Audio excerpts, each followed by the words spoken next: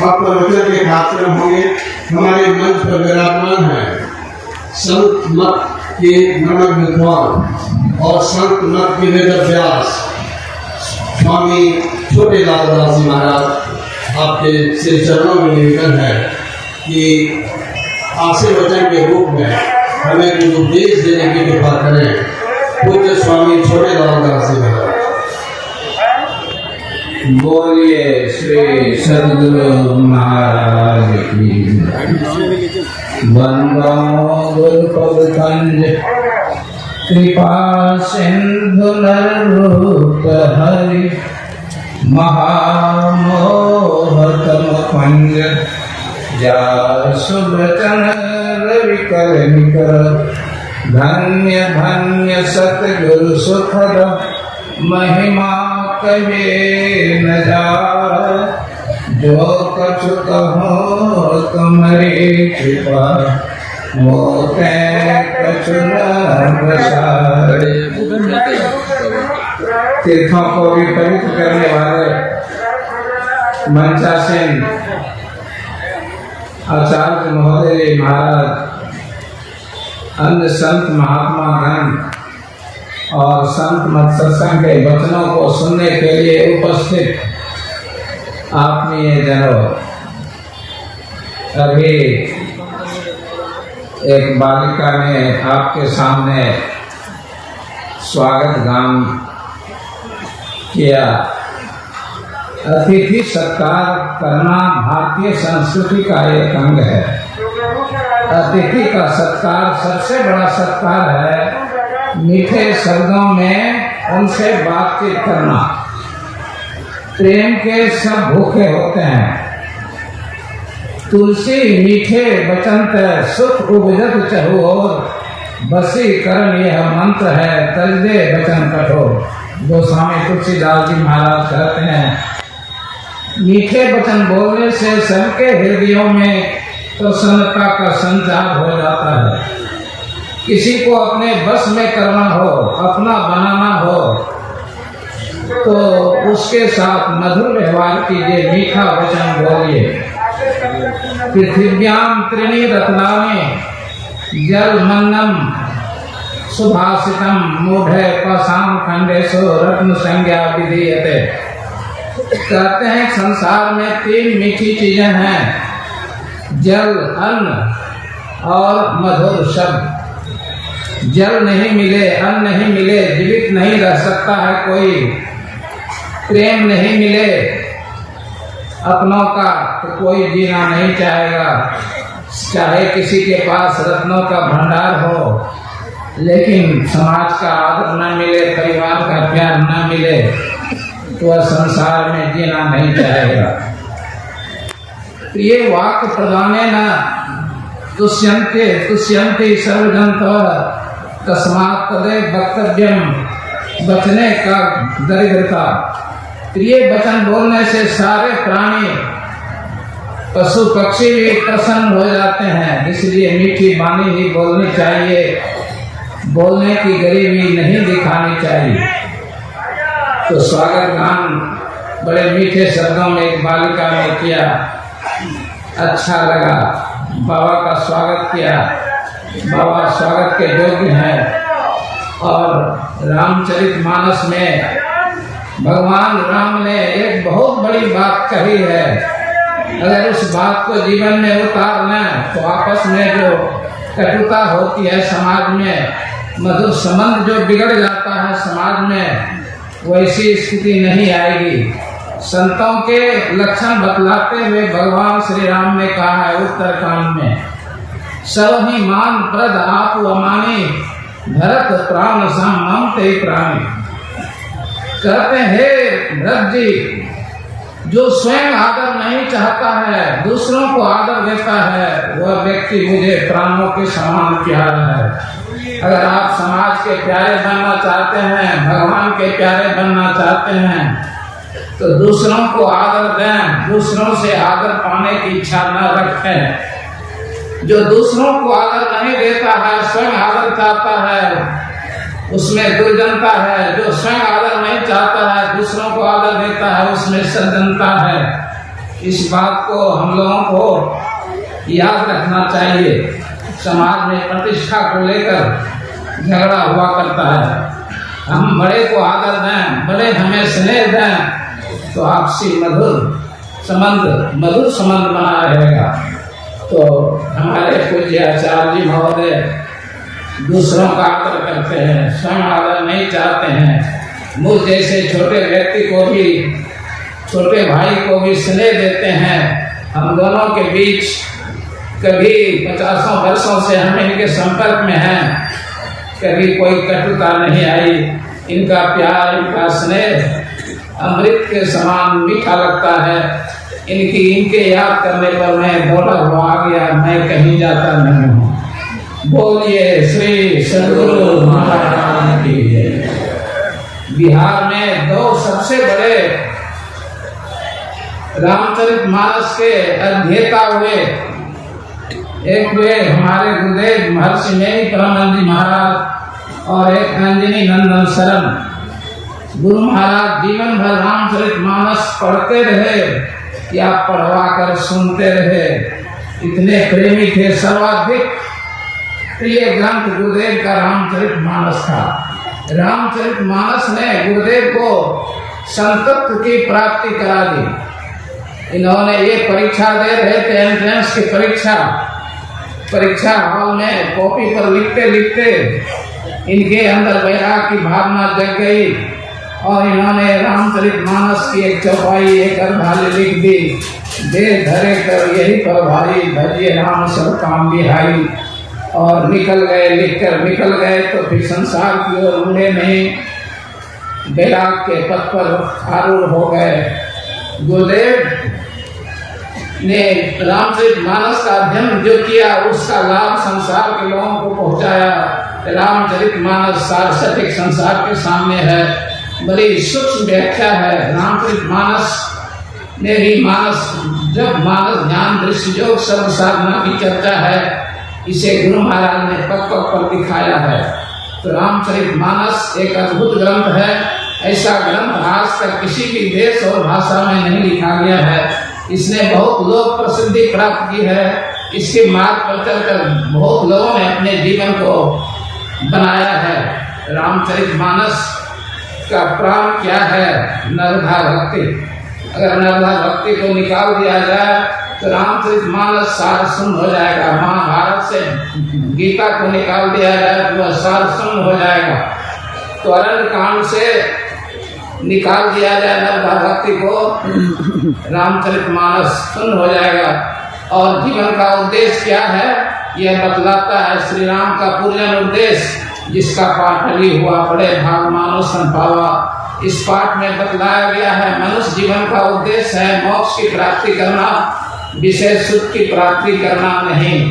आहार निद्रा भय मैथुन च समान में तत्वसुविद नराणाम ज्ञानम नराणाम अधिकम विशेषो ज्ञाने हीना पशु समाना। चार बातें पशुओं में भी और मनुष्यों में भी बात होती हैं। भोजन करना, नींद लेना, संतान पैदा करना और भय करना। अगर हम लोगों में मनुष्य में ज्ञान की विशेषता नहीं हो तो हम पशु स्तर पर आ जाएंगे। पशु स्तर से हमें ऊपर उठने का प्रयास करना चाहिए। देखिए मानव शरीर बड़े भाग मानुष संपावा, सुर दुर्लभ सब ग्रंथ निगावा। मनुष्य का शरीर बड़े भाग से मिला है।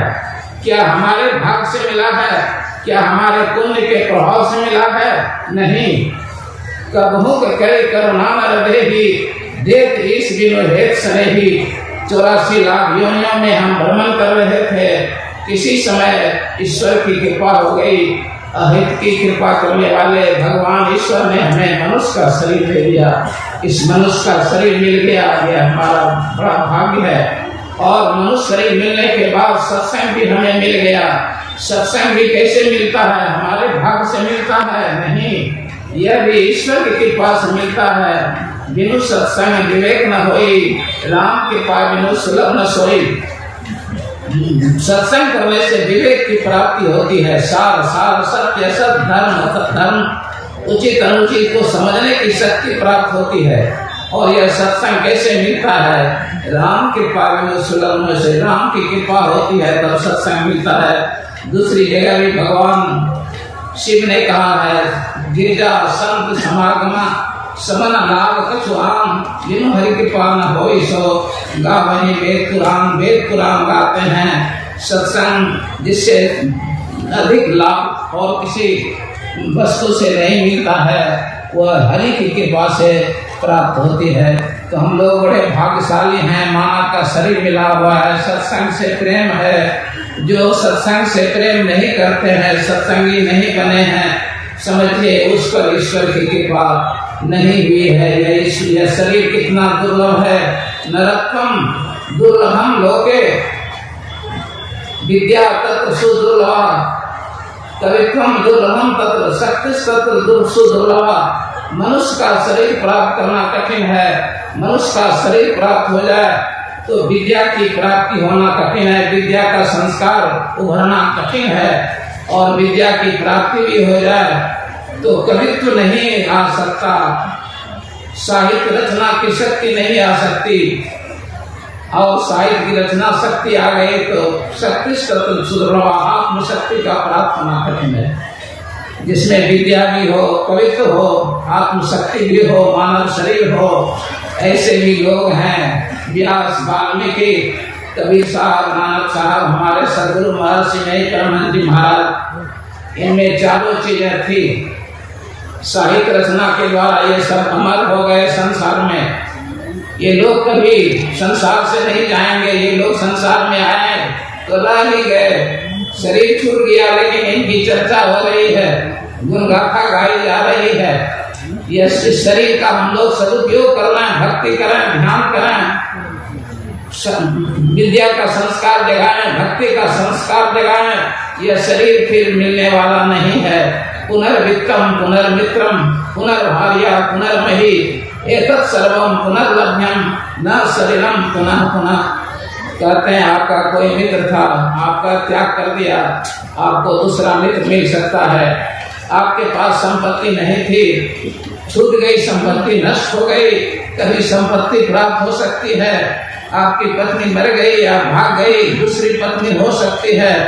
आपकी जमीन जायदाद किसी ने हड़प ली, राज्य हड़प लिया, जमीन जायदाद फिर मिल सकती है, राज्य मिल सकता है। एतत् सर्वम पुनर्लभ्यम, ये सब फिर प्राप्त हो सकते हैं। न शरीरम पुनः पुनः, ये मानव शरीर बार बार नहीं मिल सकता है। और कहते हैं सोपान भूतम मोक्षस्य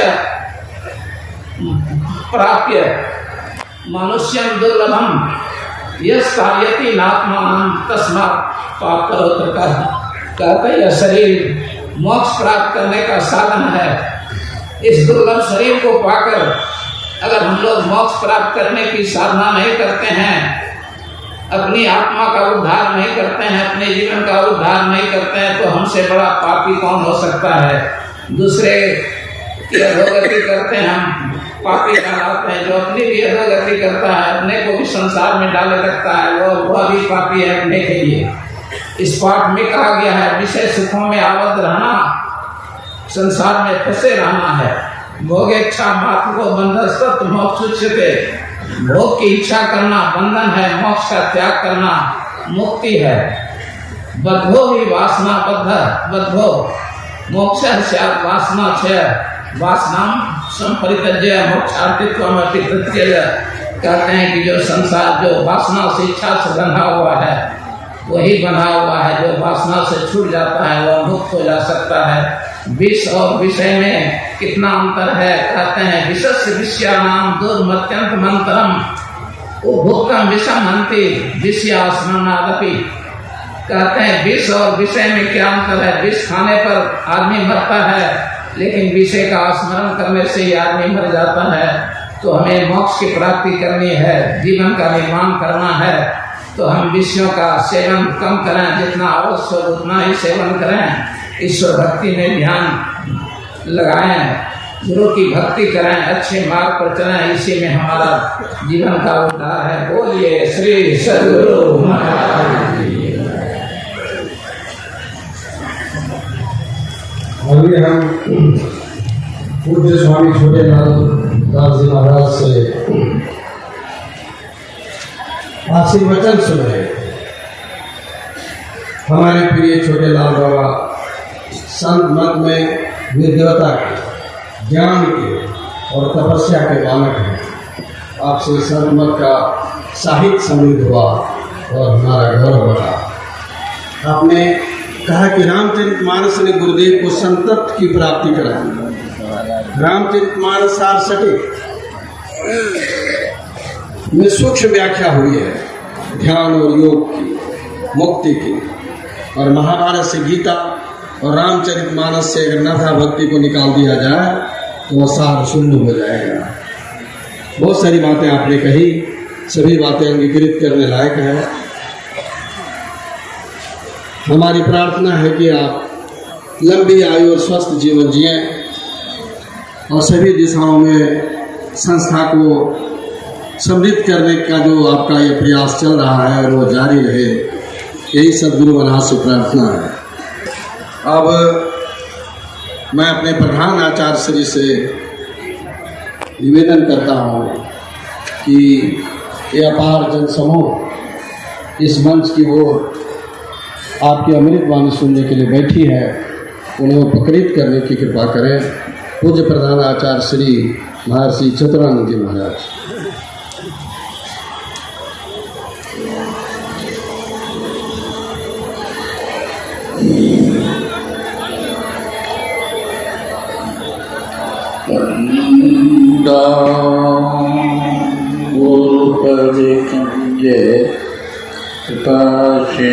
सिंधुनरोपरि कामोहतं पुञ्जजासुवचान्द्रविकर।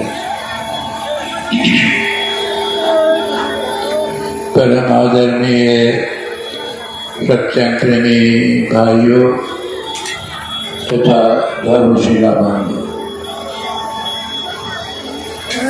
मैं देखता हूँ कि लोग इधर से उधर जो है बीच में घूम रहे हैं। कार्यकर्ता को चाहिए कि ये घूमना बंद करें, क्योंकि ये सत्संग में विघ्न पैदा करता।